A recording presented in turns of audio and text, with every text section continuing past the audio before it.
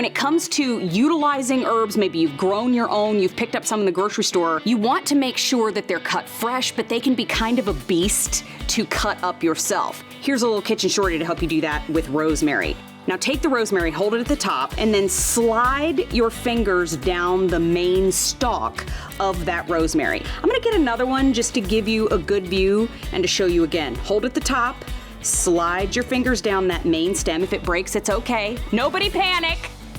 Just grab it back up at the top, slide your fingers down, all that rosemary comes off in a bundle. Now, pizza cutter. Oh, you thought it was just for pizza.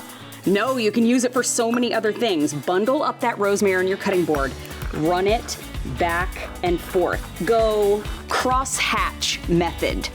Got that? Up and down, side to side. So I'm starting back at the top, and because it's a kitchen shorty, you're done. Nice little bundle. Julia Child would be so proud of us being all tidy in our own kitchen. Don't look at this part. Then we take the mint. You can pull off each leaf on this one if you want to. It's super fast, they're not hard to find on the stalk, and they release pretty easily. But then take your little bundle of mint leaves and you're gonna do the same thing. Pizza cutter to the rescue. Slide up and down on your cutting board. All right, I'm gonna go back and forth the other direction. And I promised you a kitchen shorty song. It's a kitchen shorty. Kitchen shorty time. Done. Now you can use it in your recipes, or we can teach you how to store it for use at a later date. That's coming up right now.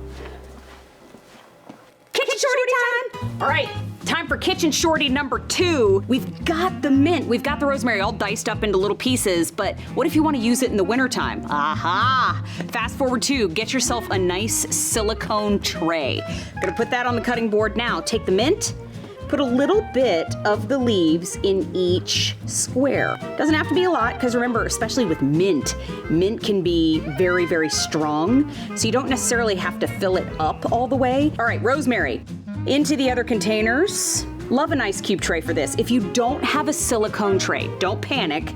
You can find them at QVC, but you can also use the ice cube tray that came with your refrigerator. And just because it's my kitchen, and to make sure you know it's me and not a robot, a little over the shoulder. Now, I've got some olive oil. You're gonna pour that into each square of your tray. I'm pouring it up about 2/3 to 3/4 of the way. Yes, we're showing you these great shortcuts, these great learnings that I've picked up over the years here at QVC. But if you don't do it perfectly, it's okay. Just come on in, hold my hand, it's okay. We used a regular olive oil here, so it freezes up beautifully. Don't worry, use the oil that you have. You have a vegetable oil, you can just use the oil that you have. But now you're gonna move this into the freezer, and then once they're frozen, we're gonna show you what to do with them. Is the freezer this way? Let's try this way. Okay, cubes are all frozen up. So here they are, gonna dump them on the cutting board. And the silicone, this is why I recommend the silicone, so you can pop each and every one out. What you're gonna do next is put them into your lock and lock for storing. So make sure you get all the rosemary and all the mint into their separate container. Mint, mint, rosemary, don't they look good? Then, as you're cooking, you can put them into different sauces. You can add them to different marinades. I gotta get these in the freezer though, because the olive oil, once it gets to room temperature, starts to melt quickly. On to shorty number 3.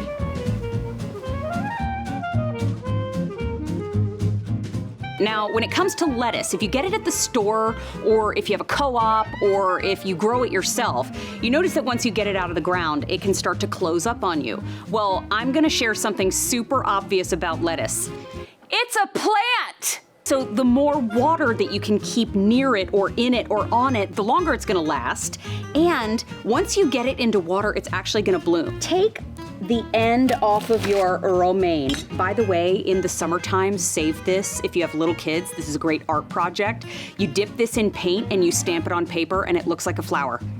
That's not even the shortcut. Gather up your romaine, tuck it into an ice cold bowl of water. Now you could use a vase like flowers if you wanted to, but the more time that it spends in here, the more water is gonna get resorbed into your lettuce and it's gonna bloom open, giving you a crunchier, tastier salad. But it needs at least 30 minutes, so a little spa time for the romaine, please. Cue the spa music, enjoy.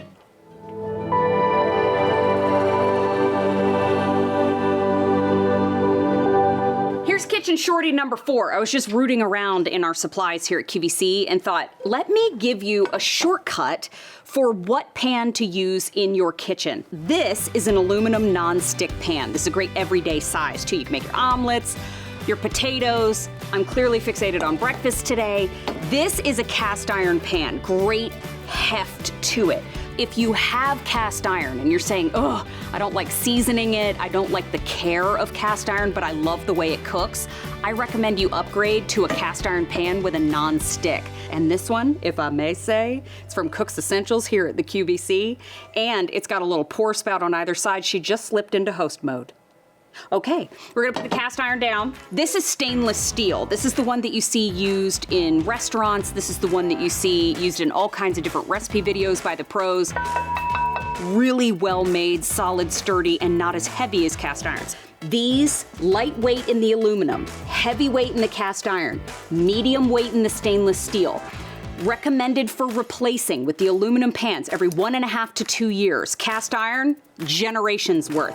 With your stainless steel, it's really up to you. The stainless steel and the cast iron you can use on all stove tops. So gas, electric, induction, you're good to go with cast iron and stainless steel. With the aluminum, it probably won't work on your induction stove tops unless there's a steel plate added to the bottom. You want to look at the specific product information if you have an induction stove when it comes to buying an aluminum pan. Highly recommend that you start with the aluminum. If you're thinking of gifting for wedding season, get them an aluminum non-stick set. If you're shopping for yourself, get yourself a little cast iron. Clearly a favorite. And if you are ready to kick your cooking up to the next level at home, get yourself a set of stainless steel pans and watch those results get better and better. That was shorty number 4. I gotta put this away because this one's expensive. Hey, if you like that video and you want to see a whole bunch more, you can head on over to QVC.com and check out my whole channel. It's all Mary all the time. Get on over there and get to clicking.